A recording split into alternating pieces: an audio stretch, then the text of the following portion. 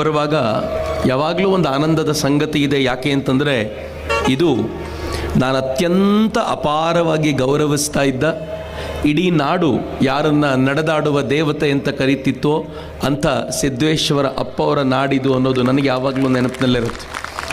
ವಿಜಯಪುರಕ್ಕೆ ಹೋಗಬೇಕು ಅಂದಾಗಲೇ ಒಂದು ಕ್ಷಣ ಮನಸ್ಸಿನೊಳಗೆ ಸುಳಿಲಿಕ್ಕೆ ಶುರುವಾಗತ್ತೆ, ಅಪ್ಪ ಅವರ ಭೂಮಿ ಇದು ಅಂತ. ಇನ್ನು 100 ವರ್ಷಗಳು ಕಳೆದ ನಂತರವೂ ಕೂಡ ವಿಜಯಪುರದ ಹಣೆಗೆ ಅಂಟಿರುವ ಈ ಅಪರೂಪದ ಸಂಗತಿಯನ್ನು ನೀವ್ಯಾರೂ ಅಳಿಸ್ಲಿಕ್ಕಾಗಲ್ಲ. ಅಂಥ ಶ್ರೇಷ್ಠ ವ್ಯಕ್ತಿಯನ್ನು ವಿಜಯಪುರದಲ್ಲಿ ನೀವು ನೋಡಿದ್ರಿ, ಅವರಿಗೆ ಆಶ್ರಯ ಕೊಟ್ರಿ, ಅವರು ಈ ಭಾಗವನ್ನು ಬೆಳಗಿದ್ರು ಅಂತ ಅವರಿಗೆ ಅತ್ಯಂತ ಆದರದ ಶ್ರದ್ಧೆಯ ನಮನಗಳನ್ನು ಸಮರ್ಪಿಸಿ ಈ ಕಾರ್ಯಕ್ರಮದಲ್ಲಿ ಇವತ್ತು ಉತ್ಸಾಹದಿಂದ ನೀವೆಲ್ಲರೂ ಭಾಗವಹಿಸಿದ್ದೀರಿ. ಆಗ್ಲಿಂದ ಎಲ್ಲರೂ ಹೇಳ್ತಿದ್ದಾರೆ ಶೋಭಾಯಾತ್ರೆ ಭರ್ಜರಿಯಾಗಾಯಿತು ಅಂತ. ಅಭಿನಂದನೆಗಳು. ಹಿಂದೂ ಹೀಗೆ ಒಗ್ಗಟ್ಟಾಗಿ ಯಾವಾಗ ನಿಲ್ತಾನೋ, ಒಂದು ಮಾತನ್ನು ಹೇಳ್ತಾರಲ್ಲ, ಹಿಂದೂ ಎದ್ದಲ್ಲಿ ದೇಶ ಎದ್ದೀತು ಅಂತ ಒಂದು ಭರ್ಜರಿಯಾದ ಮಾತನ್ನು ಹೇಳ್ತಾರೆ. ಈಗ ನನಗನ್ಸುತ್ತೆ ವಿಜಯಪುರದಲ್ಲಿ ಎದ್ದಿರುವಂಥ ಈ ಹಿಂದೂ ಸಮಾಜ ಇಡೀ ದೇಶಕ್ಕೆ ಬೇಕಾಗಿರುವಂಥ ಬಲವನ್ನು ತುಂಬಬಲ್ಲದು ಅಂತ ಈ ಸಮಾಜದ ಈ ಶಕ್ತಿಯನ್ನು ನೋಡಿದಾಗ ಅನ್ಸುತ್ತೆ. ಹಾಗೆ ಆಗಲಿ ಅಂತ ಭಾವಿಸ್ತೀನಿ. ಮಿತ್ರ, ಹಿಂದೂ ಸಮಾಜದ ಕುರಿತಂತೆ ಸೋದರಿ ಸುನೀತಾ ಅವರು ತುಂಬ ಗಂಭೀರವಾದ ಕೆಲವು ಸಂಗತಿಗಳನ್ನು ಹೇಳಿದರು. ನಾನು ಸರಳವಾಗಿ ಅದನ್ನೇ ನಿಮ್ಗೆ ಹೇಳಲಿಕ್ಕೆ ಇಚ್ಛೆ ಪಡ್ತೀನಿ. ಇವತ್ತು ಕಾರ್ಯಕ್ರಮದ ಆರಂಭದಲ್ಲಿ ಒಂದು ವೇದಘೋಷ ಆಯಿತು. ಈ ವೇದಘೋಷ ಹುಟ್ಟಿ ಎಷ್ಟು ವರ್ಷ ಆಗಿರ್ಬೋದು ಅಂತ ಅಂದಾಜಿದೆಯಾ? ಬಹಳ ಗಂಭೀರವಾದ ಸಂಗತಿ ನಾನು ಹೇಳ್ತಿರೋದು. ತುಂಬ ಆಳವಾಗಿರೋದೇನೋ ಹೇಳೋದಿಲ್ಲ, ಇಷ್ಟೇ ಕೇಳೋದು ನಿಮ್ಮನ್ನ. ಈ ವೇದಘೋಷ ಏನಿವತ್ತು ಬಂದಂಥ ಇಲ್ಲಿನ ವೇದ ಮಂತ್ರವನ್ನು ಹೇಳಿದ್ರು, ಆ ಹೇಳಿದ ವೇದ ಮಂತ್ರ ಹುಟ್ಟಿ ಇವತ್ತಿಗೆ ಕನಿಷ್ಠ ಪಕ್ಷ 10,000 ವರ್ಷ ಆಯಿತು. 10,000 ವರ್ಷ. ಮಿತ್ರ, 3 ತಿಂಗಳ ಹಿಂದೆ ಯಾರು ಏನು ಮಾತಾಡಿದ್ರೆ ನೆನಪಿರೋದಿಲ್ಲ. ಹೋದ ವಾರ ನಾನು ಏನು ಹೇಳಿದೆ ಅಂತ ನಮಗೆ ನೆನಪಿರೋದಿಲ್ಲ. ಇವತ್ತಿನ ಭಾಷಣ ಕೇಳಿ ಚಪ್ಪಾಳೆ ಹೊಡೆದಿರೋ ನಿಮಗೆ ಅರ್ಧ ಗಂಟೆ ಭಾಷಣ ಮುಗಿದು ಅರ್ಧ ಗಂಟೆ ಆದಮೇಲೆ ಚಕ್ರವರ್ತಿ ಅವ್ರು ಏನು ಹೇಳಿದ್ರು ಅಂತ ನೆನಪಿರೋದಿಲ್ಲ. ಏನೋ ಚೆನ್ನಾಗಿ ಹೇಳಿದ್ರು, ಏನು ಹೇಳಿದ್ರು ಅಂತ ಗೊತ್ತಿಲ್ಲ. ಹಿಂಗೆ ಅನ್ಕೊಂಡಿರ್ತೀವಿ. ಹಾಗಿರುವಾಗ 10,000 ವರ್ಷಗಳ ಹಿಂದೆ ಋಷಿಯೊಬ್ಬ ಕಂಡುಕೊಂಡ ಮಂತ್ರವನ್ನ ಇವತ್ತು ಹಾಗೆ ಪುನರುಚ್ಚರಿಸುವಂತೆ ಇವತ್ತಿನವರೆಗೂ ಉಳ್ಕೊಂಡು ಬಂದಿದೆ ಅಂತಂದ್ರೆ ಏನು ಅದ್ಭುತ ಧರ್ಮ ಇದು! ಯಾರು ನಿಲ್ಲಬಲ್ಲರು ನಮ್ಮ ಎದುರಿಗೆ? ಕೇಳಿ ಪ್ರಶ್ನೆ. ಮಿತ್ರ, ಕೃಷ್ಣ ರಾಮ ಈ ದೇಶದಲ್ಲಿ ಓಡಾಡಿ ಇವತ್ತಿಗೆ ಕನಿಷ್ಠ ಪಕ್ಷ 8,000 ವರ್ಷಗಳಾಯಿತು. ಕೃಷ್ಣ ಈ ದೇಶದಲ್ಲಿ ಓಡಾಡಿ ಇವತ್ತಿಗೆ ಕನಿಷ್ಠ ಪಕ್ಷ, ನಾನು ಮಿನಿಮಮ್ ನಂಬರ್ ಹೇಳೋದು 5,000 ವರ್ಷಗಳು ಕಳೆದು ಹೋದವು. ಇರ್ಲಿ ಪರವಾಗಿಲ್ಲ ಸರ್, ಪರವಾಗಿಲ್ಲ. ಯಾಕೆ ನಾನು ಈ ವಿಚಾರವನ್ನು ನಿಮ್ಮ ಜೊತೆ ಹಂಚ್ಕೊಳ್ತಿದ್ದೀನಿ ಅಂತಂದ್ರೆ, ನಮ್ಮ ಬಗ್ಗೆ ಮಾತನಾಡುವಂತ ಎಲ್ಲರಿಗೂ ಕೂಡ ನೀವು ಒಮ್ಮೆ ಪ್ರಶ್ನೆ ಮಾಡಿ ನೋಡಿ. ಕ್ರಿಶ್ಚಿಯಾನಿಟಿ ಹುಟ್ಟಿ 2,000 ವರ್ಷ ಆಯಿತು ಅಷ್ಟೆ. ರಾಮ ಹುಟ್ಟಿ 5,000, ಕೃಷ್ಣ ಹುಟ್ಟಿ 8,000, ಈ ವೇದ ಮಂತ್ರ ಹುಟ್ಟಿ 10,000, ಕ್ರಿಶ್ಚಿಯಾನಿಟಿ ಹುಟ್ಟಿ 2,000 ವರ್ಷ, ಇಸ್ಲಾಂ ಹುಟ್ಟಿ 1,400 ವರ್ಷ. ಅದಕ್ಕಿಂತ ಹಿಂದೆ ಇಸ್ಲಾಂ ಇರಲಿಲ್ಲ. ಭೂಮಿಯ ಮೇಲೆ ರಾಮ ಓಡಾಡ್ತಿದ್ದಾಗ ಇಸ್ಲಾಂ ಇರಲಿಲ್ಲ, ಕೃಷ್ಣ ಓಡಾಡ್ತಿದ್ದಾಗ ಇಸ್ಲಾಂ ಇರಲಿಲ್ಲ, ವೇದ ಮಂತ್ರಗಳ ಚರ್ಚೆ ನಡೀತಿದ್ದಾಗ ಇಸ್ಲಾಂ ಇರಲಿಲ್ಲ. ಇವತ್ತು ಮಾತನಾಡುವಾಗ ಅವರು ಹಿಂದೂ ಧರ್ಮಕ್ಕೆ ತುಲನಾತ್ಮಕವಾಗಿ ಮಾತನಾಡುವಾಗ ನಂಗೆ ನಗು ಬರುತ್ತೆ. 10,000 ವರ್ಷಗಳ ನಮ್ಮ ಇತಿಹಾಸದಲ್ಲಿ 1,500 ವರ್ಷದ ಮುಂಚೆ ಹುಟ್ಟಿದ, 2,000 ವರ್ಷದ ಮುಂಚೆ ಹುಟ್ಟಿದ ಜನ ನಮ್ಮನ್ನ ಅಳೆಯುವ ಪ್ರಯತ್ನ ಮಾಡಿದಾಗ ನಂಗೆ ನಗು ಬರುತ್ತೆ. ಏನ್ ಮಾತಾಡ್ತೀರಪ್ಪ ನೀವು? ಮಿತ್ರ, ಬರೀ ಮುಂಚೆ ಹುಟ್ಟಿದ ಗ್ರೇಟ್ ಅಲ್ಲ, ಹಿರಿಯರೆಲ್ಲರೂ ಗ್ರೇಟ್ ಅಂತ ನಾನೇನು ಮಾತಾಡೋದಿಲ್ಲ. ಆದರೆ ಮುಂಚೆ ಹುಟ್ಟಿದ ನಂತರವೂ ಕೂಡ ಇವತ್ತಿನವರೆಗೂ ಆ ಪರಂಪರೆಯನ್ನು ಉಳಿಸಿಕೊಂಡು ಬರುವ ಸಾಮರ್ಥ್ಯ ಜಗತ್ತಿನ ಯಾವುದಾದ್ರೂ ಧರ್ಮಕ್ಕಿದ್ರೆ ಅದು ನನ್ನ ಧರ್ಮಕ್ಕೆ ಮಾತ್ರ, ಇನ್ಯಾರಿಗೂ ಇಲ್ಲ ರೀ. 8,000 ವರ್ಷಗಳ ಹಿಂದೆ ರಾಮ ಇದ್ದ. ಇವತ್ತಿಗೂ ನಮ್ಮ ಮನೇಲಿ ನಮ್ಮ ಮಕ್ಕಳಿಗೆ ರಾಮ ಅಂತ ಹೆಸರಿಡ್ತೀವಿ, ಸೀತಾರಾಮ ಅಂತ ಕರಿತೀವಿ, ಜಾನಕಿ ರಾಮ ಅಂತ ಕರಿತೀವಿ. ರಾಮನಿಗೆ ಇನ್ನೊಬ್ಬ ತಮ್ಮ ಹುಟ್ಟಿದ್ರೆ ಲಕ್ಷ್ಮಣ ಅಂತಾನೆ. ಅವನ ಜೊತೆಗೆ ಇನ್ನೊಬ್ಬ ಮಗ ಏನಾದರೂ ಗಂಡು ಮಗ ಆಗಿಬಿಟ್ರೆ ಅವನು ಭರತನೇ ಆಗಬೇಕು. ರಾಮನಿಗೇನಾದ್ರೂ ಅವಳಿ ಜವಳಿ ಹುಟ್ಟಿದ್ರೆ 100% ಲವಕುಶರೇ. ಇಡೀ ರಾಮಾಯಣದ ಕಥೆ ನಮ್ಮ ಮನೆಯಲ್ಲಿ ಮಕ್ಕಳಿಗೆ ಹೆಸರಾಗಿ ಬಂದಿದೆ. ಯಾವತ್ತಿಂದ? 8,000 ವರ್ಷಗಳಿಂದ. ಹೆಂಗ್ರಿ ಸಾಧ್ಯ ಇದು? ಒಂದೊಂದು ಆಕ್ರಮಣಕ್ಕೆ ತಮ್ಮ ಮೂಲ ಸತ್ವವನ್ನೇ ಕಳೆದುಕೊಂಡ ಅನೇಕ ಮತಪಂಥಗಳು ಜಗತ್ತಿನಲ್ಲಿರುವಾಗ ಇಷ್ಟೂ ಜನರ ಆಕ್ರಮಣವನ್ನು ತಡೆದುಕೊಂಡು ಇವತ್ತಿನವರೆಗೂ ತನ್ನ ಮೂಲ ಸ್ವರೂಪವನ್ನು ಉಳಿಸಿಕೊಂಡಂತ ಶ್ರೇಷ್ಠ ಧರ್ಮದ ಇಂದಿನ ಪ್ರತಿನಿಧಿ ನಾನು ಎನ್ನುವಂತ ಹೆಮ್ಮೆ ನನ್ನದ್ದು. ಹೀಗಾಗಿ ನಾನು ಹಿಂದೂ ಅಂತ ನೀವೇನಾದರೂ ಸುಮ್ಮನೆ ಹೇಳ್ಬೋದೇನೋ? ನನಗೆ ನಾನು ಹಿಂದೂ ಅಂತ ಹೇಳಬೇಕಾದಾಗ ಎದೆ ತಟ್ಕೊಳ್ಳದೆ ಹೇಳಕ್ಕಾಗದೇ ಇಲ್ಲ. ಯಾಕೆಂದ್ರೆ ಆ ಪರಂಪರೆಯವನಲ್ಲ. ಯಾವ ಪರಂಪರೆ ನಂದು? ವಿಶ್ವಾಮಿತ್ರರ ಪರಂಪರೆ. ಯಾವ ಪರಂಪರೆ ನಂದು? ರಮಾನಂದರ ಪರಂಪರೆ. ಯಾವ ಪರಂಪರೆ ನಂದು? ಸಂತ ಕಬೀರರ ಪರಂಪರೆ. ಯಾವ ಪರಂಪರೆ ನಂದು? ಇಲ್ಲಿ ಈ ನೆಲದ ಮೇಲೆ ಓಡಾಡಿದ ಶರಣರ ಪರಂಪರೆ. ನಾನು ಯಾಕ್ರಿ ತಲೆ ತಗ್ಗಿಸಿ ನಿಲ್ಲಬೇಕು? ಜಗತ್ತಿನ ಮುಂದೆ ಎದೆ ಎತ್ತಿ ನಿಂತು ಹೇಳ್ತೀನಿ, ನಾನು ಹಿಂದೂ. ಇದೇ ಅಧಿಕಾರವಾಣಿಯಿಂದ 30 ವರ್ಷದ ಒಬ್ಬ ತರುಣ ಅಮೆರಿಕಾದ ವೇದಿಕೆಯ ಮೇಲೆ ದೊಡ್ಡ ಪ್ರಮಾಣದ ಭಾಷಣಕಾರರು, ಎದುರುಗಡೆ 7,000 ಜನ ನಿಂತಿದ್ರು. ಆ ಜನರ ಮುಂದೆ ನಿಂತ್ಕೊಂಡು ಏನ್ ಹೇಳಿದ ಗೊತ್ತಾ? ನಾನು ಸ್ವಾಮಿ ವಿವೇಕಾನಂದರ ಬಗ್ಗೆ ಮಾತನಾಡ್ತಿದ್ದೀನಿ. 30ನೇ ವರ್ಷಕ್ಕೆ ಅಮೆರಿಕಾದ ವೇದಿಕೆ ಮೇಲೆ ನಿಂತ್ಕೊಂಡು ಏನ್ ಹೇಳಿದ್ರು ಗೊತ್ತಾ? ಏಯ್, ನಿಮ್ಮ ನಾಡಿನಿಂದ ನಿಮ್ಮದ್ದೇ ಜನರನ್ನ ನೀವು ಓಡಿಸಿದ್ರಲ್ಲ, ಜಗತ್ನಲ್ಲಿ ಯಾರೂ ಆಶ್ರಯ ಕೊಡಲಿಲ್ಲ ಅವರಿಗೆ, ಅಂಥವರಿಗೂ ಆಶ್ರಯ ಕೊಟ್ಟಂತ ಜಗತ್ತಿನ ಶ್ರೇಷ್ಠ ನಾಡಿನಿಂದ, ಶ್ರೇಷ್ಠ ಧರ್ಮದಿಂದ ನಾನು ಬಂದಿದ್ದೀನಿ ಅಂತ ವಿವೇಕಾನಂದರು ಹೇಳಿದ್ರಲ್ಲ, ಇದೇ ಅಭಿಮಾನ ಅವರಿಗಿತ್ತು ಅಂತ. ಹಿಂದೂ ಸುಮ್ಮನೆ ಅಲ್ಲ ರೀ. ನಂಗೆ ತುಂಬಾ ಜನ ಕೇಳ್ತಾರೆ, ಒಕ್ಕಲಿಗ ಅಂದ್ರೆ ಯಾರು ಅಂತ ಗೊತ್ತು, ಲಿಂಗಾಯತ ಅಂದ್ರೆ ಯಾರು ಅಂತ ಗೊತ್ತು. ಈಗ ಇವರೆಲ್ಲ ಸೇರ್ಕೊಂಡು ಹುಳಿ ಹಿಂಡಿದ ಮೇಲೆ ವೀರಶೈವ ಅಂದ್ರೆ ಪ್ರತ್ಯೇಕ ಅಂತ ಗೊತ್ತಾಗಿದೆ. ನನಗೆ ಕುರುಬ ಅಂದ್ರೆ ಯಾರು ಅಂತ ಗೊತ್ತು. ಈ ಹಿಂದೂ ಅಂದ್ರೆ ಯಾರು ಅಂತ ಒಂದು ಒಳ್ಳೆ ಶ್ಲೋಕ ಹೇಳ್ತಾರೆ, ಸರಿಯಾಗಿ ಕೇಳಿಸ್ಕೊಳ್ಳಿ, ಬಹಳ ಚೆನ್ನಾಗಿದೆ ಶ್ಲೋಕ. ಏನು ಗೊತ್ತಾ? ಬಹಳ ಸಿಂಪಲ್. ಓಂಕಾರ ಮೂಲ ಮಂತ್ರಾಢ್ಯ ಪುನರ್ಜನ್ಮ ದೃಢಾಶಯ ಗೋಭಕ್ತ ಭಾರತ ಗುರು ಹಿಂದೂ ಹಿಂಸನ ದೂಷಕ. ಯಾರು ಓಂಕಾರ ಮಂತ್ರವನ್ನ ಜಪಿಸ್ತಾರೋ ಅವನು ಹಿಂದೂ. ಓಂ ನಮಃ ಶಿವಾಯ ಅಂತ ಯಾರು ಹೇಳ್ತಾರೋ, ನೀವು ಲಿಂಗಾಯತರೇ ಇರ್ರಿ, ವೀರಶೈವರೇ ಇರ್ರಿ, ನೀವು ಹಿಂದೂಗಳೇ. ಯಾರು ಓಂ ಅನ್ನೋದನ್ನು ಬಳಸ್ತಾರೋ ಅವ್ರು ಹಿಂದೂ ಧರ್ಮದ ಅವಿಭಾಜ್ಯ ಅಂಗ. ಹಿಂದೂ ಧರ್ಮ ಓಂಕಾರದಿಂದ ಆರಂಭವಾಗುತ್ತೆ, ಅದನ್ನು ಹಿರಿಯರು ಹೇಳಿದ್ರು. ಎರಡನೇದೇನು ಗೊತ್ತಾ? ಪುನರ್ಜನ್ಮ ದೃಢಾಶಯ. ನೆನ್ಪಿಟ್ಕೊಳ್ಳಿ, ಹಿಂದೂ ಯಾರು ಅನ್ನೋ ಪ್ರಶ್ನೆ ಬಂದಾಗ ನಿನಗೆ ಪುನರ್ಜನ್ಮದ ಮೇಲೆ ನಂಬಿಕೆ ಇದೆಯಾ ಅಂತ ಕೇಳಿ. ಯಾರಿಗಿಲ್ಲ ರೀ. ಯಾರಾದ್ರೂ ದುಡ್ಡಿದ್ದವನ್ ದಿಮಾಕಿಂದ ಮೆರಿತಾ ಇದ್ರೆ ಇವನ್ ಮಕ್ಕಳಿಗಿಂದ ಜಗದ್ದೇವರು ಬುದ್ಧಿ ಕಲಿಸ್ತಾರೆ ಇವನಿಗೆ ಅಂತ ಅಂತಾರೆ. ಅವನ್ ಮಕ್ಕಳು ಏನಾದ್ರೂ ಪರೋಡಿಗಳಾದ್ರೆ ಮಾಡಬಾರದು ಮಾಡ್ದ ಮಕ್ಕಳು ಏನಾಗ್ಬಿಟ್ರು ನೋಡು ಅಂತ ನಂಬ್ತೀವಲ್ಲ ನಾವು. ಈ ನಂಬಿಕೆ ಹಿಂದೂ ಧರ್ಮ ಕೊಟ್ಟಿದ್ದು. ಮೂರನೇದು ಹೇಳಿದ್ರು ಗೋಭಕ್ತ. ಯಾರು ಗೋವಿನ ಭಕ್ತನೋ ಅವನು ಹಿಂದೂ. ನಾಲ್ಕನೇದು ಹೇಳಿದ್ರು ಭಾರತವನ್ನ ಗುರು ಅಂತ ಯಾರು ಭಾವಿಸ್ತಾರೋ ಅವರು ಹಿಂದೂ. ಐದನೇದು ಹೇಳಿದ್ರು ಯಾರು ಹಿಂಸೆಯನ್ನ ದೂಷಿಸ್ತಾನೋ ಅವನು ಹಿಂದೂ ಅಂತ. ಹಿಂದುವಿಗೆ ಏನ್ ಸುಂದರವಾಗಿರುವ ವ್ಯಾಖ್ಯಾನ ಕೊಟ್ಟರು. ನಾವೆಲ್ಲರೂ ಈ ವ್ಯಾಖ್ಯಾನದ ಅಡಿಯಲ್ಲಿ ಬರೋರು. ನಾನು ಮನೆಯಲ್ಲಿ ಜಾತಿಯಿಂದ ಲಿಂಗಾಯತ, ನಾನು ಮನೆಯಲ್ಲಿ ಜಾತಿಯಿಂದ ಕುರುಬ, ನಮ್ಮಲ್ಲೊಬ್ಬ ಬ್ರಾಹ್ಮಣ, ನಮ್ಮಲ್ಲೊಬ್ಬ ಗೌಡ, ನಮ್ಮಲ್ಲಿ ಒಬ್ಬೊಬ್ಬರು ಒಂದೊಂದು ಜಾತಿಯವರು ಇರಬಹುದು. ಆದರೆ ಮನೆಯಿಂದ ಹೊರಗೆ ಬಂದ ತಕ್ಷಣ ನೀನ್ ಯಾರು ಅಂತ ಕೇಳಿದ್ರೆ ನಾನು ಹಿಂದೂ ಅಂತ ಈ ಕಾರಣಕ್ಕೆ ಹೇಳುವಂತ ಸಮರ್ಥ ಜನಾಂಗ ಬೇಕಾಗಿದೆ ಮಿತ್ರರೇ. ಮಿತ್ರ, ಇವತ್ತಿನ ಈ ಜನಾಂಗ ಆರ್ಡಿನರಿ ಅಲ್ಲ. ನಾವು ಹೊಸದೇನೋ ನಿರ್ಮಾಣ ಮಾಡ್ಲಿಕ್ಕೆ ಹೊರಡಬೇಕಾಗಿದೆ. ಹೀಗೆ ಹೊರಡಬೇಕಾದಾಗ ತಲೆ ತಗ್ಗಿಸಿ ನಿಂತರೆ ಸಾಧ್ಯವಾಗೋದಿಲ್ಲ.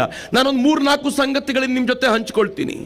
ನಮ್ಮ ಜೊತೆ ಕಂಪೇರ್ ಮಾಡಬಲ್ಲಂತ ಜಗತ್ತಿನ ಯಾವ ಮತಪಂಥವೂ ಇಲ್ಲ.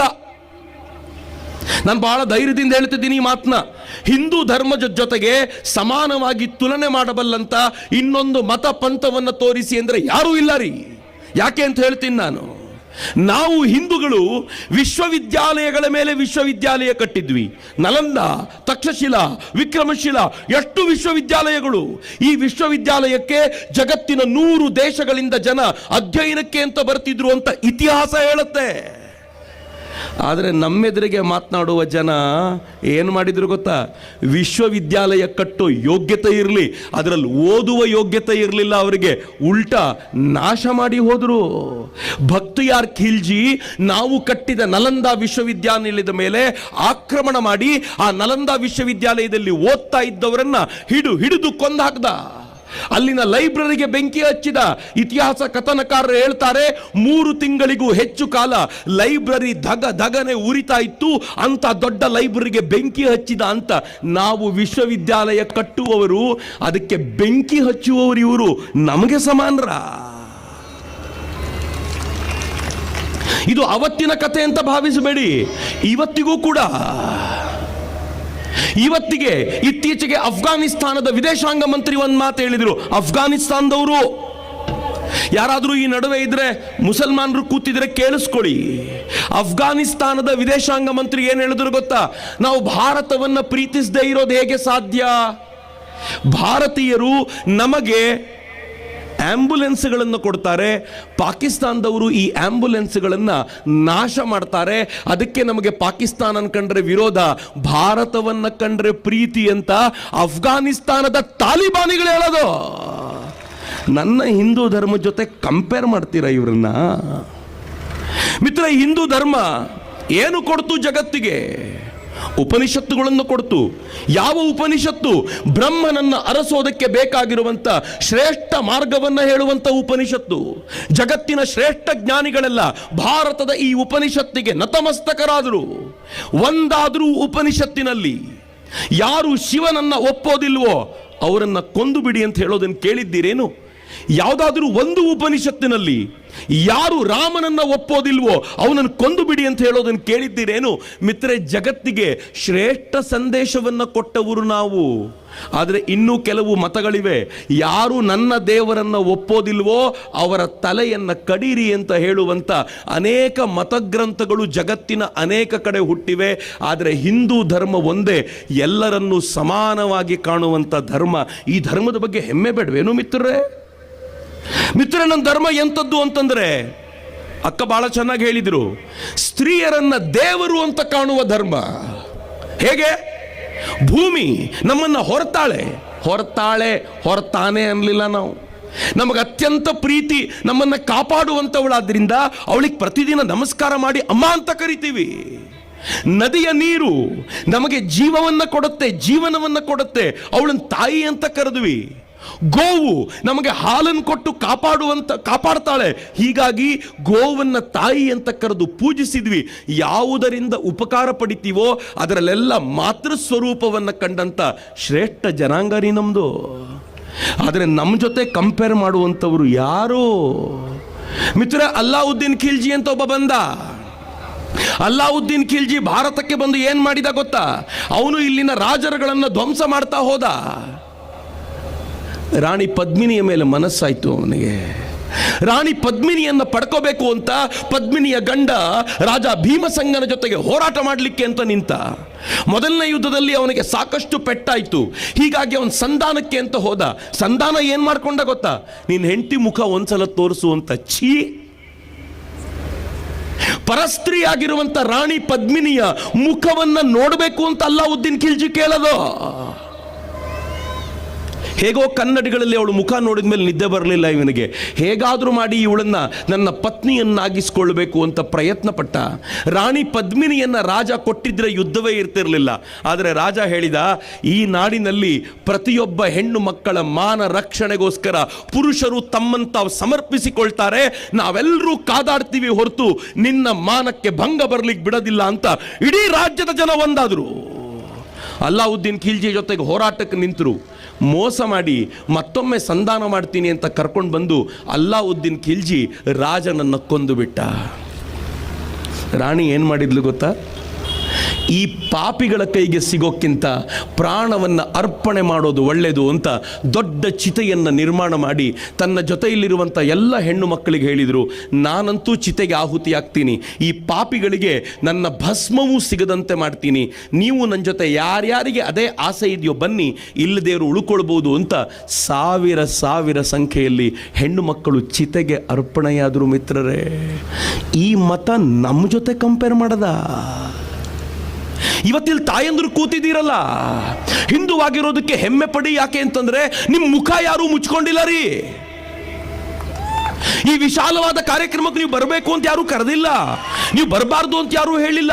ನಾವೆಲ್ಲರೂ ಜೊತೆಯಲ್ಲಿ ಸೇರ್ಕೊಂಡು ಕೂತಿದ್ದೀವಿ. ಆದರೆ ಒಂದು ಕಾಲ ಇತ್ತು ಈ ದೇಶದಲ್ಲಿ, ಉತ್ತರ ಕರ್ನಾಟಕದಲ್ಲಿ ಈಗಲೂ ಕೆಲವು ಹೆಣ್ಮಕ್ಳು ಮುಖ ಮುಚ್ಕೊಳ್ತಾರೆ, ಸ್ವಲ್ಪ ಮಟ್ಟಿಗಾದರೂ. ಯಾಕೆ ಗೊತ್ತಾ? ಎಲ್ಲೆಲ್ಲಿ ಈ ಆಕ್ರಮಣಕಾರಿ ಅಯೋಗ್ಯರು ಬಂದು ತಮ್ಮ ಆಳ್ವಿಕೆ ನಡೆಸಿದ್ರೋ ಅಲ್ಲೆಲ್ಲ ಅವರಿಗೆ ಮುಖ ತೋರಿಸದಂತೆ ಮುಚ್ಚಿಕೊಳ್ಳುವ ಸಂಪ್ರದಾಯ ಶುರುವಾಗ್ಬಿಡ್ತು. ಈ ದೇಶಕ್ಕೆ ಬಂದಂಥ ಮಹಮ್ಮದ್ ಗೋರಿ, ಮಹಮ್ಮದ್ ಘಜ್ನಿಯರು ಈ ದೇಶದಿಂದ ಎಷ್ಟು ಹೆಣ್ಣು ಮಕ್ಕಳನ್ನು ಅಪಹರಿಸ್ಕೊಂಡು ಹೋದ್ರು ಗೊತ್ತಾ? ನಾನು ಇತಿಹಾಸದ ಪುಟಗಳನ್ನು ಓದುವಾಗ ಕಣ್ಣೀರಿಲ್ಲದೆ ಓದುವ ಪ್ರಮೇಯವೇ ಇಲ್ಲ. ಇಲ್ಲಿಂದ ಹೆಣ್ಣು ಮಕ್ಕಳನ್ನ, ಸುಂದರಿಯನ್ನ ಕರ್ಕೊಂಡೋಗಿ ಅರಬ್ಬರ ಸಂತೆಗಳಲ್ಲಿ ಮಾರಾಟಕ್ಕೆ ಅಂತ ನಿಲ್ಲಿಸ್ತಿದ್ರು, ಬಾಗ್ದಾದಿನ ಸಂತೆಗಳಲ್ಲಿ ಮಾರಾಟಕ್ಕೆ ಅಂತ ನಿಲ್ಲಿಸ್ತಿದ್ರು. ಮೊದಲು ಹೆಣ್ಣು ಮಕ್ಕಳನ್ನ ಬಹಳ ದೊಡ್ಡ ಬೆಲೆ ಕೊಟ್ಟು ಕೊಂಡುಕೊಂಡ್ರು, ಆಮೇಲೆ ಸಂಖ್ಯೆ ಜಾಸ್ತಿ ಆದ ಕೊಂಡುಕೊಳ್ಳೋರು ಇಲ್ಲದೆ ಹೋದರು. ಇತಿಹಾಸಕಾರರು ಏನು ಹೇಳ್ತಾರೆ ಗೊತ್ತಾ? ನಮ್ಮ ಹೆಣ್ಣು ಮಕ್ಕಳ ಮೈ ಮೇಲಿನ ಬಟ್ಟೆಯನ್ನು ಬಿಚ್ಚಿ ಸಾಲಾಗಿ ನಿಲ್ಲಿಸ್ತಿದ್ರಂತೆ. ಕೊಂಡುಕೊಳ್ಬೇಕಾದವನು ಬಂದು ಅವರ ಮರ್ಮಾಂಗಗಳನ್ನು ಮುಟ್ಟಿ ನೋಡಿ 2 ದಿರ್ಹಾಮಗಳಿಗೆ ಹೆಣ್ಣು ಮಕ್ಕಳನ್ನು ಕೊಂಡುಕೊಂಡಿದ್ದಿದೆ ಅಂತ ಕೇಳುವಾಗ ರಕ್ತ ಕುದಿಯೋದಿಲ್ವೇನ್ರಿ? ಮಿತ್ರ, ನನ್ನ ದೇಶ ಸುಮ್ಮನೆ ಉಳ್ಕೊಂಡಿದ್ದಲ್ಲ ರೀ. ನಾನು ಆ ಕಾರಣಕ್ಕೆ ಯಾರಾದರೂ ನಮ್ಮನ್ನ ನಾವೆಲ್ಲರೂ ಒಂದೇ ಸಮಾನ ಅಂತ ಹೇಳುವಾಗ ಬಹಳ ಬೇಜಾರು ಅನ್ಸುತ್ತೆ ನನಗೆ. ನಾವು ಒಂದೇ ಸಮಾನ ಅಲ್ಲ ರೀ. ಇವರ ಈ ಆಕ್ರಮಕ ತತ್ವಗಳನ್ನು ಎದುರಿಸಿ ಇವತ್ತಿನವರೆಗೂ ನಿಂತ ಜಗತ್ತಿನ ಶ್ರೇಷ್ಠ ಹೋರಾಟದ ಧರ್ಮ ನಮ್ದು ಅಂತ ನಾನು ಆ ಕಾರಣಕ್ಕೆ ಹೆಮ್ಮೆ ಪಡ್ತೀನಿ. ನಂಗೆ ಗೊತ್ತು, ನಾನು ಮಾತಾಡಿದರೆ ಪೊಲೀಸರು ಒಂದು FIR ಮಾಡ್ಲಿಕ್ಕೆ ಕಾಯ್ತಿರ್ತಾರೆ. ನಾನು ಚಾಲೆಂಜ್ ಮಾಡ್ತೀನಿ ಅವರಿಗೆ, ಒಂದು FIR ಮಾಡಿ. ಯಾವುದರ ಮೇಲೆ? ತನ್ನ ಸ್ಟೋರಿ ಆಫ್ ಸಿವಿಲೈಸೇಷನ್ ಅಲ್ಲಿ ಲೇಖಕ ಏನು ಹೇಳ್ತಾನೆ ಗೊತ್ತೇನು? ತನ್ನ ಸ್ಟೋರಿ ಆಫ್ ಸಿವಿಲೈಸೇಷನ್ ಅನ್ನೋ ಪುಸ್ತಕದಲ್ಲಿ ಲೇಖಕ ಹೇಳ್ತಾನೆ, ಜಗತ್ತಿನ ಅತ್ಯಂತ ಕ್ರೌರ್ಯಮಯ ಇತಿಹಾಸ, ರಕ್ತಸಿಕ್ತ ಇತಿಹಾಸ ಅಂತ ಯಾವುದಾದ್ರೂ ಇದ್ರೆ ಅದು ಭಾರತದ ಮೇಲೆ ಮುಸಲ್ಮಾನರ ಆಕ್ರಮಣದ ಇತಿಹಾಸ. ಇಂಥ ಇತಿಹಾಸವನ್ನು ಜಗತ್ತು ಎಲ್ಲೂ ನೋಡಲಿಲ್ಲ ಅಂತ ಸ್ಟೋರಿ ಆಫ್ ಸಿವಿಲೈಸೇಷನ್ ಪುಸ್ತಕದಲ್ಲಿ ಬರೀತಾನೆ. ಮಾಡ್ತೀರಿ ಅವನ ಮೇಲೆ FIR?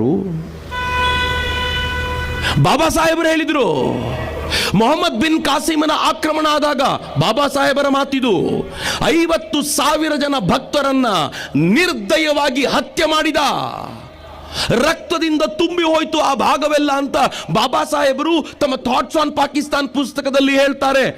FIR ಮಾಡ್ತೀರಿ? ಎಷ್ಟು ಅಂತ ಮುಚ್ಚಿಡ್ತೀರಿ? ಮಿತ್ರ, ಈ ದೇಶದ ಪರಿಸ್ಥಿತಿ ಎಂತದ್ದು ಗೊತ್ತಾ? ನನ್ನ ಜೊತೆ ಭಾರತದ ಈ ಧರ್ಮವನ್ನು, ಹಿಂದೂ ಧರ್ಮವನ್ನು ಜಗತ್ತಿನ ಇತರೆ ಮತಗಳೊಂದಿಗೆ ಕಂಪೇರ್ ಮಾಡ್ಲಿಕ್ಕೆ ಹೊರಟಾಗ ಅನೇಕರು ಹೇಳ್ತಾರೆ, ನಾನೆಂತೂ ಹೆಮ್ಮೆಯಿಂದ ಹೇಳ್ತೀನಿ, ಭಾರತ ಜಗತ್ತಿಗೆ ಏನು ಕೊಡ್ತು? ವಿಶ್ವಾಮಿತ್ರರನ್ನು ಕೊಡ್ತು, ಅತ್ರಿಯರನ್ನು ಕೊಡ್ತು, ಭರದ್ವಾಜರನ್ನು ಕೊಡ್ತು, ರಮಾನಂದರನ್ನು ಕೊಡ್ತು, ಕಬೀರರನ್ನು ಕೊಡ್ತು, ನಾವು ರಾಮಕೃಷ್ಣರನ್ನು ಕೊಟ್ವಿ, ವಿವೇಕಾನಂದರನ್ನು ಕೊಟ್ವಿ, ನಾವು ಶ್ರದ್ಧಾನಂದರನ್ನ, ದಯಾನಂದರನ್ನು ಕೊಟ್ವಿ, ನಾವು ಶರಣರನ್ನ, ಬಸವಣ್ಣನವ್ರನ್ನ, ಅಲ್ಲಮ್ಮ ಪ್ರಭುಗಳನ್ನ, ಅನೇಕ ಶರಣರನ್ನು ಕೊಟ್ವಿ. ನೀವೇನಪ್ಪ ಕೊಟ್ರಿ?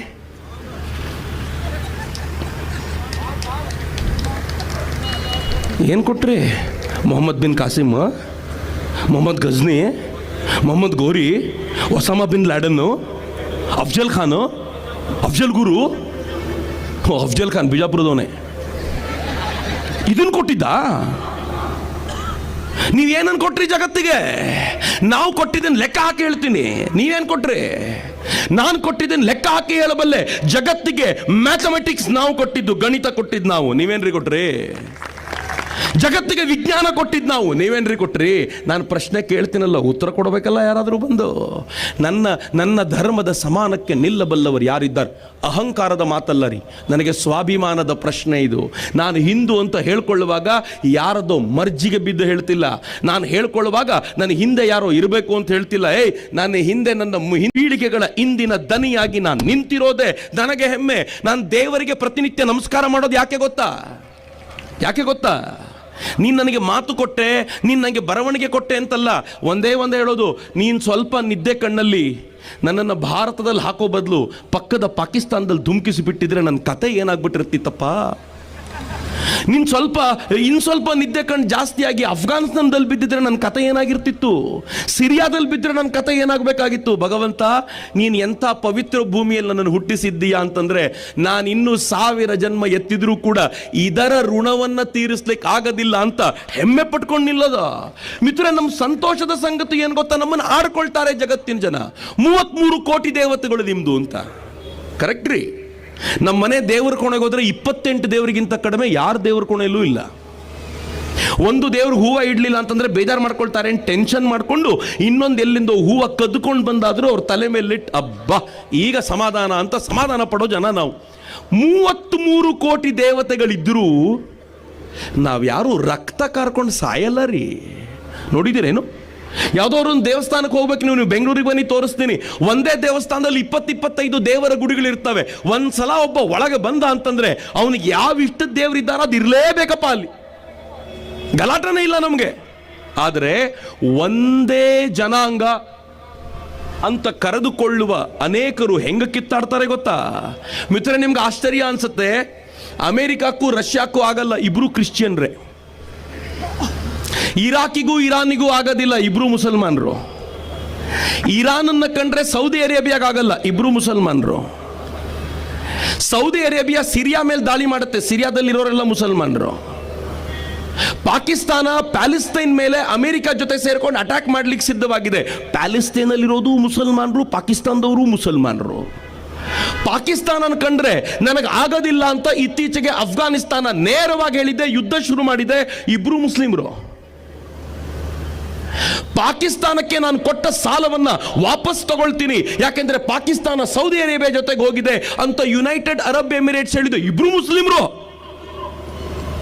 ಆದರೆ ನಾವು ಜಾತಿಗಳ ಹೆಸರಲ್ಲಿ ಕಿತ್ತಾಡ್ತೀವಿ ಅಂತ ಹೇಳುವಂಥವ್ರಿಗೆ ಎಲ್ರಿಗೂ ಗೊತ್ತಿರಲಿ, ಹೆಚ್ಚಂದ್ರೆ ಮದುವೆ ವಿಚಾರ ಬಂದಾಗ ಜಾತಿ ಅಂತೀವಿ, ರಾಜಕೀಯ ಬಂದಾಗ ಜಾತಿ ಅಂತೀವಿ. ಬಿಟ್ಟರೆ ನಾವೆಲ್ಲರೂ ಒಟ್ಟಾಗಿ ಹಿಂದೂ ಆಗಿ ಅವನ ನೇಪಾಳದಲ್ಲಿರಲಿ ಅಮೆರಿಕಾದಲ್ಲಿರಲಿ ಹಿಂದೂ ಒಂದು ಅಂತ ಹೇಳ್ತೀವಲ್ಲ, ಇದು ಹಿಂದುವಿನ ತಾಕತ್ತು. ಯಾರಿದ್ದಾರೆ ಜಗತ್ನಲ್ಲಿ ನಮ್ಮ ಥರ ತೋರಿಸ್ಬಿಡಿ. ಈ ವೈಶಿಷ್ಟ್ಯ ಇದೆಲ್ಲ ಬಹಳ ವಿಶೇಷವಾದ್ದು.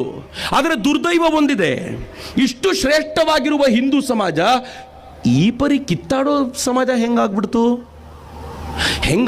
ಅಂತಂದ್ರೆ, ಆಕ್ರಮಣದ ಕಾಲಕ್ಕೆ ನಮ್ಮನ್ನು ನಾವು ಕಾಪಾಡಿಕೊಳ್ಳಿಕ್ಕೆ ಒದ್ದಾಡದ್ವಲ್ಲ, ಆ ಒದ್ದಾಟದ ಸಂದರ್ಭದಲ್ಲಿ ಜಾತಿ ಪದ್ಧತಿ ಬಂದು ಸ್ತ್ರೀಯರು ತಮ್ಮನ್ನು ತಾವು ಬೆಂಕಿಗೆ ಅರ್ಪಣೆ ಮಾಡ್ಕೊಳ್ಬೇಕಾಗಿರುವಂಥ ಸ್ಥಿತಿ ಬಂತು. ಒಂದಾದ್ಮೇಲೆ ಒಂದು ಕೆಡುಕುಗಳು ನಮ್ಮೊಳಗೆ ಸೇರ್ಕೊಂಡ್ಬಿಟ್ವಲ್ಲ, ಆ ಕೆಡುಕುಗಳಿಂದ ಇವತ್ತು ಹಿಂದೂ ಸಮಾಜವನ್ನ ಹೊರಗೆ ತರಬೇಕಾದಂಥ ಅಗತ್ಯ ಇದೆ. ಮಿತ್ರ, ಇವತ್ತಿನ ಭಾರತ ಒಂದು ಶ್ರೇಷ್ಠ ಭಾರತ, ಆರ್ಡಿನರಿ ಭಾರತ ಅಲ್ಲ. ಇದು ಎಂಥ ಶ್ರೇಷ್ಠ ಭಾರತ ಅಂತಂದ್ರೆ, ಎಕಾನಮಿಕಲಿ ಇವತ್ತು ಭಾರತ 12 ವರ್ಷಗಳ ಹಿಂದೆ ಜಗತ್ತಿನ 12ನೇ ಶ್ರೀಮಂತ ರಾಷ್ಟ್ರವಾಗಿದ್ವಿ ನಾವು. ನಮ್ಮ ಬಗ್ಗೆ ಏನು ಹೇಳ್ತಿದ್ರು ಗೊತ್ತಾ? ಜಗತ್ತಿನ 5 ಕೆಟ್ಟ ಎಕಾನಮಿಗಳಲ್ಲಿ ಭಾರತ ಒಂದು. ಯಾವತ್ತೂ ಎಕಾನಮಿ ನಾಶವಾಗುತ್ತೋ ಹೇಳಲಿಕ್ಕೆ ಬರಲ್ಲ ಅಂತಿದ್ರು. ಇವತ್ತು ನಾವು ಹೆಂಗಿದ್ದೀವಿ ಗೊತ್ತಾ? ಜಗತ್ತಿನ 4ನೇ ಶ್ರೀಮಂತ ರಾಷ್ಟ್ರವಾಗಿದ್ದೀವಿ. ಮಿತ್ರ, 6 ತಿಂಗಳು ಬಿಟ್ಟು 8 ತಿಂಗಳು ಬಿಟ್ಟು ನಾನೇನಾದ್ರೂ ವಿಜಯಪುರಕ್ಕೆ ಬಂದು ಭಾಷಣಕ್ಕೆ ಅಂತ ನಿಂತ್ರೆ 4 ಅಂತ ಹೇಳೋಂಗಿಲ್ಲ, ಜಗತ್ತಿನ 3ನೇ ಶ್ರೀಮಂತ ರಾಷ್ಟ್ರ ಅಂತ ಹೇಳಬೇಕು. ಭಾರತ ಅಷ್ಟು ವೇಗವಾಗಿ ಡೆವಲಪ್ ಆಗ್ತಿದೆ. ನಮ್ಮ ಸಾಮರ್ಥ್ಯ ಹೆಂಗಿದೆ ಅಂತಂದ್ರೆ, ಇವತ್ತು ಜಗತ್ತಿನ ಮೊಹಮ್ಮದ್ ಬಿನ್ ತುಘಲಕ್ ಆಗಿರುವ ಹುಚ್ಚು ದೊರೆಯಾಗಿರುವ ಟ್ರಂಪು ಮೊದಲು 25% ಟ್ಯಾರಿಫ್ ಅಂದ, 50% ಅಂದ, ಒಂದು ಸಲ ಅಂತೂ ಬಾಯಿ ಬಿಟ್ಟು 500% ಅಂದ್ಬಿಟ್ಟ. 2 ದಿನದ ಹಿಂದೆ ಈ ದೇಶದ ಪ್ರಧಾನಮಂತ್ರಿ ಕಾಲ್ ಮಾಡಿ, ನಾನು ನೀನು ಬೆಸ್ಟ್ ಫ್ರೆಂಡ್ ಅಲ್ವಾ, ಜಗತ್ನಲ್ಲಿ ಯಾರಿಗೂ ಇಷ್ಟು ಕಡಿಮೆ ಇಲ್ಲದ, ಏಷ್ಯಾದಲ್ಲಿ ಯಾರಿಗೂ ಇಷ್ಟು ಕಡಿಮೆ ಇಲ್ಲದ ಅತ್ಯಂತ ಕಡಿಮೆ ಟ್ಯಾರಿಫ್ ನಿಮ್ಗೆ ಹಾಕ್ತೀನಿ ಅಂತ 18%ಗೆ ತಂದ್ಬಿಟ್ಟ. ನಾವೇನು ಕೇಳಿದ್ದಲ್ಲ. ನಾವು ಎಕಾನಮಿನ ಎಷ್ಟು ಗಟ್ಟಿ ಮಾಡಿದ್ದೀವಿ ಅಂತಂದ್ರೆ, ನೀವು ಬಂದರೆ ನಿಮ್ಮೊಂದಿಗೆ, ನೀವು ಬರದೇ ಹೋದರೆ ನಿಮ್ಮನ್ನ ಬಿಟ್ಟು ನಾವು ಭಾರತದ ಎಕಾನಮಿಯನ್ನ ಗಟ್ಟಿ ಮಾಡ್ತೀವಿ ಅಂತ ಹೇಳಿದ್ದರ ಫಲ ಅಮೆರಿಕಾವು ತಲೆಬಾಗಿ ನಿಲ್ಲಿಸುವಂತಾಗಿದೆಯಲ್ಲ, ಇದು ಹೊಸ ಭಾರತ. ಮಿತ್ರ, ಹೊಸ ಭಾರತ ಹೆಂಗಿದೆ ಗೊತ್ತೇನು? ನಮ್ಮ ಫಾರಿನ್ ಎಕ್ಸ್ಚೇಂಜ್ ರಿಸರ್ವ್ $700 ಬಿಲಿಯನ್ ಇದೆ. ಪಾಕಿಸ್ತಾನ ಜೊತೆಗೆ ತುಲನೆ ಮಾಡೋರೆಲ್ಲ ಕೇಳಿಸ್ಕೊಳ್ಳಿ. ಪಾಕಿಸ್ತಾನ್ ಜಿಂದಾಬಾದ್ ಅಂತ ಹೇಳುವವರು ಎಲ್ಲಿ? ವಿಧಾನಸೌಧದಲ್ಲಿ. ಅವರಿಗೆ ಸಪೋರ್ಟ್ ಮಾಡೋರು ಕೇಳಿಸ್ಕೊಳ್ಳಿ. ನಮ್ದು $700 ಬಿಲಿಯನ್, ಪಾಕಿಸ್ತಾನದ್ದು $15 ಬಿಲಿಯನ್ ಇಲ್ಲ. ಇದು ಹೊಸ ಭಾರತ. ಮಿತ್ರ, ಹೊಸ ಭಾರತ ಹೆಂಗಿದೆ ಗೊತ್ತಾ? ಜಗತ್ನಲ್ಲಿ ಅತ್ಯಂತ ವೇಗವಾಗಿ ಟೆಕ್ನಾಲಜಿಯನ್ನು ಅಡಾಪ್ಟ್ ಮಾಡ್ಕೊಳ್ತಿರುವಂತ ಭಾರತ ಇದು.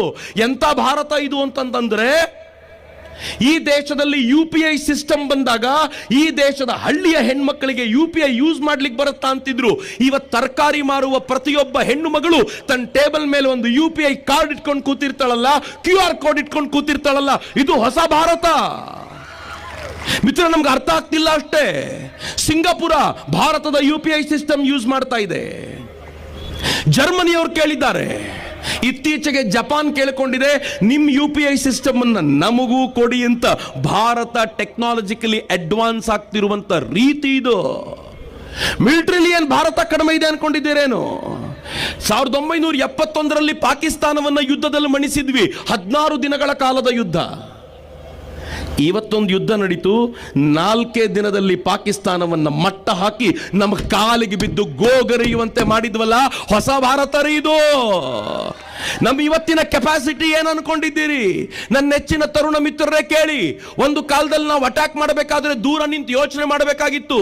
ಇವತ್ತು 400 ಕಿಲೋಮೀಟರ್ ದೂರ ನಿಂತ್ಕೊಂಡು ನಾವು ಹಾರಿಸಿದ ಬ್ರಹ್ಮೋಸ್ ಪಾಕಿಸ್ತಾನದ ಯಾವ ಭಾಗದಲ್ಲಿ ಎಷ್ಟು ಅಳತೆಯಲ್ಲಿ ಯಾರ ಮನೆಯ ಮೇಲೆ ಬೀಳಬೇಕು ಅಂತ ನಿಶ್ಚಯ ಮಾಡಿದ್ರೆ ಅವನ ಮನೆಯ ಮೇಲೆ ಹೋಗಿ ಬೀಳುತ್ತಲ್ಲ, ಇದು ಭಾರತದ ಹೊಸ ಟೆಕ್ನಾಲಜಿ, ಹೊಸ ಮಿಲಿಟರಿ ಪವರ್. ಮಿತ್ರ, ಪಾಕಿಸ್ತಾನದ ಅಸೀಂ ಮುನೀರ್ ಬಂಕರಲ್ಲಿ ಹೋಗಿ ಅಡಗಿ ಕೂತಿದ್ದ 3ನೇ ದಿನ ಭಾರತದ ಈ ದಾಳಿಗೆ ಹೆದರಿ ಅಂತಂದ್ರೆ ಈ ದೇಶ ಯಾವ ಪರಿ ಬೆಳೆದು ನಿಂತಿದೆ ರೀ. ಈ ದೇಶ ಇವತ್ತು ಹೆಂಗ್ ಬೆಳೆದಿದೆ ನಿಂತಿದೆ ಅಂತಂದ್ರೆ, ಇಡೀ ಜಗತ್ತಿನ ಜನ ಭಾರತವನ್ನ ಗೌರವಿಸುವ ಮಟ್ಟಿಗೆ, ಭಾರತವನ್ನ ಬಿಟ್ಟು ಜಗತ್ತನ್ನ ಯೋಚಿಸಲಾಗದು ಎನ್ನುವ ಮಟ್ಟಿಗೆ ಭಾರತ ಅಗಾಧವಾಗಿ ಬೆಳೆದು ನಿಂತಿದೆ. ಇನ್ನು ಭಾರತವನ್ನ ತಡೆಯುವ ಶಕ್ತಿ ಯಾರೂ ಇಲ್ಲ. ಸ್ವಾಮಿ ವಿವೇಕಾನಂದರು ಹೇಳಿದ್ರು, ತಾಯಿ ಭಾರತಿ ದುರ್ಗೆಯಂತೆ ಕಾಳಿಯಂತೆ ಮೈ ಕೊಡವಿ ಎದ್ದು ನಿಲ್ತಾಳೆ. ಅವಳೇನಾದ್ರೂ ಈಗ ಎದ್ದು ನಿಂತು ತನ್ನ ಸಿಂಹಾಸನವನ್ನ ಏರಿದ್ರೆ ಹಳೆಯ ವೈಭವ ಎಲ್ಲ ಮಸುಕಾಗುವಂತ ಭವ್ಯ ಭಾರತ ನಿರ್ಮಾಣ ಆಗತ್ತೆ ಅಂತ ಭಾರತ ನಿರ್ಮಾಣ ಆಗ್ತಾ ಇದೆ. ಆ ಭಾರತ ಕಣ್ಮುಂದೆ ಕಾಣ್ತಿದೆ. ಆದ್ರೆ ಯಾವಾಗ ಬಂತು ಈ ಭಾರತ? ಯಾವತ್ತು ಹಿಂದೂ ಒಟ್ಟಾದ್ನೋ ಅವತ್ತು ಬಂತು. ಹಿಂದೂ ಒಮ್ಮೆ ಒಟ್ಟಾದ, ನಾವೆಲ್ಲರೂ ಸೇರ್ಕೊಂಡು ರಾಮ ಮಂದಿರವನ್ನು ಕಟ್ಟಲಿಕ್ಕೆ ಸಾಧ್ಯ ಆಯಿತು. 500 ವರ್ಷಗಳಿಂದ ಬಡದಾಡ್ತಾ ಇದ್ರು ಎಲ್ಲರೂ ರಾಮ ಮಂದಿರ ಬೇಕು ಅಂತ. ಆಗಿರಲಿಲ್ಲ. ನಮ್ಮ ಕಾಲಘಟ್ಟ, ಪುಣ್ಯದ ಕಾಲಘಟ್ಟ, ರಾಮ ಮಂದಿರ ನಿರ್ಮಾಣ ಆಯಿತು. ರಾಮಲಲ್ಲ ಪ್ರತಿಷ್ಠಾಪನೆಗೊಂಡ. ಕೋಟ್ಯಂತರ ಜನ ಇವತ್ತು ಅಯೋಧ್ಯೆಗೆ ಹೋಗ್ತಾರೆ. ಎಲ್ಲಿ ರಾಮ ಹುಟ್ಟಿದ್ನೋ ಆ ಜಾಗದಲ್ಲಿ ರಾಮ ಮಂದಿರ ನಿರ್ಮಾಣ ಆಯಿತು. ಶಿವನ ಪೂಜಕರು ಬಹಳ ಜನ ಇದ್ದೀರಿ. ಕಾಶಿಯಲ್ಲಿ ಶಿವನ ವಿಗ್ರಹ ಇವತ್ತು ಎಲ್ಲಿದೆಯಲ್ಲ, ಒರಿಜಿನಲ್ ಟೆಂಪಲ್ ಅಲ್ಲ ಅದು. ಆ ಟೆಂಪಲ್ನ ಮೇಲೆ ಆಕ್ರಮಣ ಆದ ನಂತರ ಮೂಲ ವಿಗ್ರಹವನ್ನು ತೆಗೆದು ಕಾಲ್ ತೊಳಿಲಿಕ್ಕೆ ಇಡ್ತಾರಲ್ಲ, ಆ ಜಾಗದಲ್ಲಿ ಇಟ್ಕೊಂಡಿದ್ರಿ ವಿಗ್ರಹನ. ಅಹಲ್ಯಾಬಾಯಿ ಹೋಳ್ಕರ್ ಬಂದು ಈ ಅಯೋಗ್ಯರ ತಂಟೆಯೇ ಬೇಡ, ಈ ಕೆಡುಕರ ತಂಟೆಯೇ ಬೇಡ ಅಂತ ಪ್ರತ್ಯೇಕ ಮಂದಿರವನ್ನು ಕಟ್ಟಿಸ್ಬಿಟ್ರು. ನಾವೆಲ್ಲರೂ ಆ ಮಂದಿರಕ್ಕೆ ಹೋಗ್ತೀವಿ. ಆದರೆ ಶಿವನ ವಾಹನ ನಂದಿ ಕೇಳಬೇಕಲ್ಲ, ನೀವು ಬೇಕಿದ್ರೆ ಹೋಗ್ರಪ್ಪ, ನನ್ನ ದೇವ್ರು ಈ ಕಡೆನೇ ಇದ್ದಾನೆ, ನಾನು ಮಾತ್ರ ಮುಖ ತಿರುಗಿಸಲ್ಲ ಅಂತ ಇವತ್ತಿಗೂ ಒರಿಜಿನಲ್ ಮಂದಿರದ ಕಡೆ ಮುಖ ತಿರುಗಿಸಿ ಕೂತಿದ್ದಾನೆ. ಹಿಂದೂ ಒಟ್ಟಾಗಿ ನಿಂತ ಅಂತಂದ್ರೆ ಒರಿಜಿನಲ್ ಟೆಂಪಲ್ ಓಪನ್ ಆಗುವ ಕಾಲವೂ ದೂರ ಇಲ್ಲ. ಹಿಂದೂ ಒಟ್ಟಾಗಿ ನಿಂತ ಅಂತಂದ್ರೆ ಮಥುರಾದಲ್ಲಿ ಕೃಷ್ಣ ವಾಪಸ್ ಬರುವಂತ ಕಾಲಗಳು ದೂರವಿಲ್ಲ. ಸಮಯ ಹತ್ರ ಬಂದಿದೆ ಅಷ್ಟೇ. ನಾವೆಲ್ಲರೂ ಬಲವಾಗಿ ಒಗ್ಗೂಡಬೇಕಾಗಿರುವಂತ ಕಾಲ ಇದು. ನಾವು ಎಲ್ಲಿವರೆಗೂ ನಮ್ಮ ನಡುವೆ ಜಾತಿಗಳ ಹೆಸರಲ್ಲಿ ಡಿವೈಡ್ ಆಗಿರ್ತೀವೋ, ಎಲ್ಲಿವರೆಗೂ ಉತ್ತರ ಕರ್ನಾಟಕ ದಕ್ಷಿಣ ಕರ್ನಾಟಕ ಅಂತ ಕಿತ್ತಾಡ್ತಿರ್ತೀವೋ, ಎಲ್ಲಿವರೆಗೂ ಉತ್ತರ ಭಾರತ ದಕ್ಷಿಣ ಭಾರತ ಅಂತ ಕಿತ್ತಾಡ್ತಿರ್ತೀವೋ, ಎಲ್ಲಿವರೆಗೂ ನಮ್ಮ ನಡುವೆ ಈ ಜಗಳವನ್ನು ಉಳಿಸ್ಕೊಂಡಿರ್ತೀವೋ, ಅಲ್ಲಿವರೆಗೂ ಈ ಭಾರತವನ್ನು ನಾವು ಒಟ್ಟಾಗಿ ಕಟ್ಟಲಿಕ್ಕೆ ಸಾಧ್ಯವಾಗೋದಿಲ್ಲ ಮಿತ್ರರೇ. ಆ ಕಾರಣಕ್ಕೆ ನಿಮ್ಮನ್ನು ಕಳಕಳಿಯಿಂದ ಕೇಳ್ಕೊಳ್ತೀನಿ, ಒಟ್ಟಾಗಬೇಕು. ನಾವು ಯಾಕೆ ಒಟ್ಟಾಗಬೇಕು ಅಂದರೆ, ಆಗಬೇಕಾಗಿರೋ ಕೆಲಸ ಇನ್ನೂ ಬಹಳಷ್ಟಿದೆ. ಎಲ್ಲ ಮುಗಿದೋಗ್ಲಿಲ್ಲ ರೀ. ನಮ್ಮೆಲ್ಲ ದೇವಸ್ಥಾನಗಳು ಇನ್ನೂ ಸರ್ಕಾರದ ಕಂಟ್ರೋಲಲ್ಲಿವೆ. ಸರ್ಕಾರದ ಕಂಟ್ರೋಲಲ್ಲಿ ಇಟ್ಕೊಂಡಂಥವ್ರು ಎಂತೆಂಥವ್ರು ಕೂತಿದ್ದಾರೆ ಅಂತಂದರೆ, ತಿರುಪತಿ ತಿಮ್ಮಪ್ಪನಿಗೆ ಲಡ್ಡು ಮಾಡಿಸ್ರಪ್ಪ ಅಂತಂದರೆ ಕೊಬ್ಬು, ಯಾವುದರ ಈ ಪ್ರಾಣಿಗಳ ಕೊಬ್ಬನ್ನು ಹಾಕಿ ತುಪ್ಪ ಅಂತ ಕರೆದು ಲಡ್ಡು ಮಾಡಿಕೊಡ್ತಾರೆ. ಯಾಕೆ? ಸರ್ಕಾರದ ಅಡಿಯಲ್ಲಿ ಆ ದೇವಸ್ಥಾನ ಇದೆ ಅಂತ. ಅಯ್ಯಪ್ಪ ಸ್ವಾಮಿಗೆ ಚಿನ್ನದ ಕೊಡುಗೆಗಳನ್ನು ಕೊಟ್ಟಿದ್ರೆ ಆ ಚಿನ್ನದ ಮೇಲ್ಪದರವನ್ನು ಕರಗಿಸಿ ಲೂಟಿ ಹೊಡೆಯುವಂಥ ಅಯೋಗ್ಯರಿದ್ದಾರೆ. ಯಾಕೆ? ಸರ್ಕಾರ ಇನ್ನು ದೇವಸ್ಥಾನದ ಕೈನಲ್ಲಿದೆ, ದೇವಸ್ಥಾನಗಳಿನ್ನು ಸರ್ಕಾರದ ಕೈಲಿದೆ. ನಾವೀಗ ಉಲ್ಟಾ ಮಾಡಬೇಕಾಗಿದೆ. ಸರ್ಕಾರಗಳನ್ನು ದೇವಸ್ಥಾನದ ಕೈಯಲ್ಲಿ ತಂದು ದೇವರನ್ನ ಆಳ್ವಿಕೆಗೆ ಕೂರಿಸುವಂಥ ಹೊತ್ತು ಈಗ ಬಂದಿದೆ. ಈ ಸಂದರ್ಭ ಹೆಂಗಿದೆ ಅಂತಂದರೆ, ನಾವು ಬಲವಾಗಿ ನಿಂತರೆ ಇದೆಲ್ಲವೂ ಸಾಧ್ಯವಾಗತ್ತೆ. ಮಿತ್ರೇ, ಆಗುತ್ತಾ ಅಂತ ನೀವೇನಾದರೂ ಕೇಳಿದರೆ ಆಗಲ್ಲ ಅಂತ ಹೇಳುವ ಧೈರ್ಯ ಇವತ್ತಂತೂ ನನಗಿಲ್ಲ. ಯಾಕೆ ಅಂತಂದರೆ, ಒಬ್ಬ ಹುಡುಗ ಇದೇ ರೀತಿ ಯೋಚನೆ ಮಾಡಿದ. ಈ ದೇಶವನ್ನು ಹಿಂದೂ ರಾಷ್ಟ್ರ ಮಾಡ್ತೀನಿ ಅಂತ ಯೋಚನೆ ಮಾಡಿದ. ಅದಕ್ಕೆ ಏನು ಮಾಡ್ತೀಯಾ, ಒಂದು 8 ಜನ ಹುಡುಗರು ಸೇರಿಸ್ಕೊಂಡು ಕಬಡ್ಡಿ ಆಡ್ಲಿಕ್ಕೆ ಶುರು ಮಾಡಿದ. ಯಾರೋ ತಮಾಷೆ ಮಾಡಿದ್ರು, ಕಬಡ್ಡಿ ಆಡಿದರೆ ಹಿಂದೂ ರಾಷ್ಟ್ರ ಆಗುತ್ತೇನಯ್ಯ? ಅವನಂದ ನೋಡ್ತಾ ಇರಿ, ಒಂದಿನ ಈ ಕಬಡ್ಡಿ ಆಡೋ ಹುಡುಗರ ಹಿಂದೂ ರಾಷ್ಟ್ರ ಕಟ್ತಾರೆ ಅಂತ 100 ವರ್ಷಗಳ ಹಿಂದೆ ಹೇಳಿದ. ರಾಷ್ಟ್ರೀಯ ಸ್ವಯಂ ಸೇವಕ ಸಂಘ ಅನ್ನುವಂಥ ಹೆಸರಾಯಿತು. ಇವತ್ತು ರಾಷ್ಟ್ರೀಯ ಸ್ವಯಂ ಸೇವಕ ಸಂಘ ಎಷ್ಟು ಅಗಾಧವಾಗಿ ಬೆಳೆದು ನಿಂತಿದೆ ಅಂತಂದರೆ, ಇಡೀ ಜಗತ್ತು ಮಾತನಾಡುತ್ತೆ, ಭಾರತ ಹಿಂದೂ ರಾಷ್ಟ್ರವಾಗುವಂಥ ದಿನಗಳು ದೂರ ಇಲ್ಲ ಅಂತ. ಒಂದು ಕಬಡ್ಡಿಯ ಕನಸಿನಿಂದ ಹಿಂದೂ ರಾಷ್ಟ್ರದವರೆಗೂ ಬಂತಲ್ಲ. ಮಿತ್ರ, ಕನಸುಗಳು ಯಾವತ್ತೂ ಸಾಯೋದಿಲ್ಲ. ಕನಸು ಕಟ್ಟಬೇಕಾದಂಥ ಅಗತ್ಯ ಇದೆ. ಆದರೆ ಸುಮ್ಮನೆ ಕಟ್ಟಿದ್ರೆ ಆಗೋದಿಲ್ಲ. ನಾವು ನಮ್ಮ ನಡುವೆ ಇರುವಂಥ ಭೇದಗಳನ್ನು ಮರೆತು ಎಲ್ಲರೂ ಒಟ್ಟಾಗಿ ಕೂತ್ಕೋಬೇಕಾಗಿದೆ. ಇದು ಬರೀ ಸ್ಟೇಜ್ ಮೇಲೆ ಒಟ್ಟಾಗಿ ಕೂತ್ಕೊಳ್ಳೋದಲ್ಲ, ಬರೀ ನಾವೆಲ್ಲೋ ಕೂತ್ಕೊಂಡು ಮಾತನಾಡುವಾಗ ಒಟ್ಟಾಗಿ ಕೂತ್ಕೊಳ್ಳೋದಲ್ಲ, ಹೃದಯದಲ್ಲಿ ಒಟ್ಟಾಗಬೇಕಾದಂಥ ಅಗತ್ಯ ಇದೆ. ನಮ್ಮ ನಡುವೆ ಇರುವ ಎಲ್ಲ ಭೇದಗಳನ್ನು ಕಿತ್ತೊಗೆದು ನಾವೆಲ್ಲರೂ ಹಿಂದೂ ಎನ್ನುವ ಭಾವದಿಂದ ಒಗ್ಗೂಡಬೇಕಾದಂಥ ಅಗತ್ಯ ಇದೆ. ನಾನು ನಾವು ಒಗ್ಗೂಡದೆ ಹೋದರೆ ಏನಾಗುತ್ತೆ ಅಂತ ಒಂದೇ ಒಂದು ಉದಾಹರಣೆ ಕೊಡಬೇಕು. ಕಳೆದ 1 ತಿಂಗಳಲ್ಲಿ ಈ ನಾಡಿನಲ್ಲಿ ಏನೇನಾಗಿದೆ ಅಂತಂದ್ರೆ, ಒಂದೇ 1 ತಿಂಗಳಲ್ಲಿ ನೀವು ವಾಪಸ್ ಗೂಗಲ್ ಸರ್ಚ್ ಮಾಡಿ, ತುಂಬ ಜನ ಪತ್ರಕರ್ತರು ಇದ್ದಾರೆ, ಒಂದು ಸಣ್ಣ ರಿಸರ್ಚ್ ಮಾಡಿ. Kings George medical college, Lucknow, ಉತ್ತರ ಪ್ರದೇಶದಲ್ಲಿ ಒಬ್ಬ ಡಾಕ್ಟರ್ ಪೊಲೀಸರಿಗೆ ಕಂಪ್ಲೇಂಟ್ ಕೊಡ್ತಾಳೆ. ಏನು ಕೊಡ್ತಾಳೆ ಗೊತ್ತಾ? ನನ್ನ ಜೂನಿಯರ್ ಡಾಕ್ಟರು ಒಬ್ಬ ಮುಸ್ಲಿಂ ಹುಡುಗ, ಅವನು ನನ್ನನ್ನು ಪ್ರೀತಿಸ್ತೀನಿ ಅಂತ ಹೇಳಿ ನನ್ನ ಜೊತೆ ದೈಹಿಕ ಸಂಬಂಧವನ್ನು ಬೆಳೆಸಿಕೊಂಡ. ಆಮೇಲೆ ನಾನು ನಿನ್ನನ್ನು ಮದುವೆ ಆಗ್ಲಿಕ್ಕೆ ಆಗೋದಿಲ್ಲ, ನೀನು ಕನ್ವರ್ಟ್ ಆದರೆ ಮಾತ್ರ ಆಗ್ತೀನಿ ಅಂತ ಕನ್ವರ್ಟ್ ಆಗ್ಲಿಕ್ಕೆ ಪ್ರೇರೇಪಣೆ ಕೊಟ್ಟ.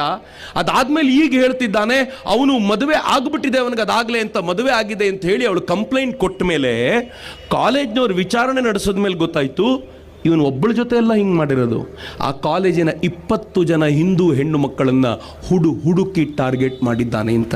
ಈ 1 ತಿಂಗಳ ಘಟನೆನಷ್ಟೇ ತೆಗಿತಿದ್ದೀನಿ ನಾನು.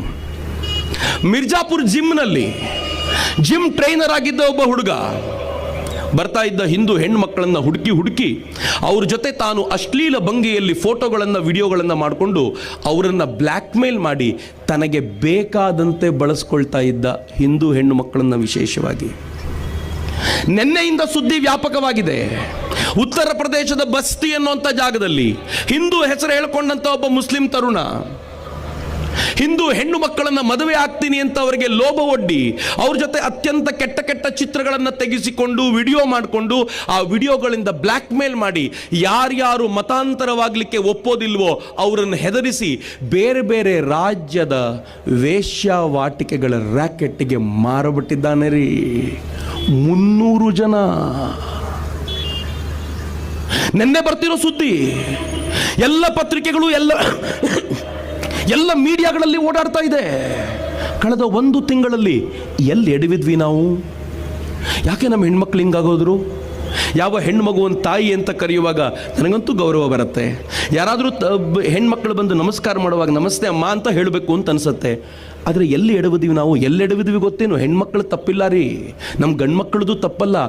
ಮನೆಯಲ್ಲಿ ನಾವು ಊಟಕ್ಕೆ ಜೊತೆಯಲ್ಲಿ ಕೂತ್ಕೊಳ್ಳೋದೇ ಇಲ್ವಲ್ರಿ.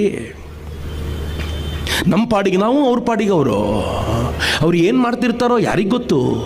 ಮೊಬೈಲ್ ಕೈಯಲ್ಲಿದೆ, ಯಾರ ಜೊತೆ ಚಾಟ್ ಮಾಡ್ತಿರ್ತಾರೋ ಯಾರಿಗೆ ಗೊತ್ತು. ಪರಿಣಾಮ ಏನು ಗೊತ್ತೇನು, ಅವ್ರ ಜೊತೆ ಈ ವಿಚಾರಗಳನ್ನು ಚರ್ಚೆ ಮಾಡಲ್ಲ.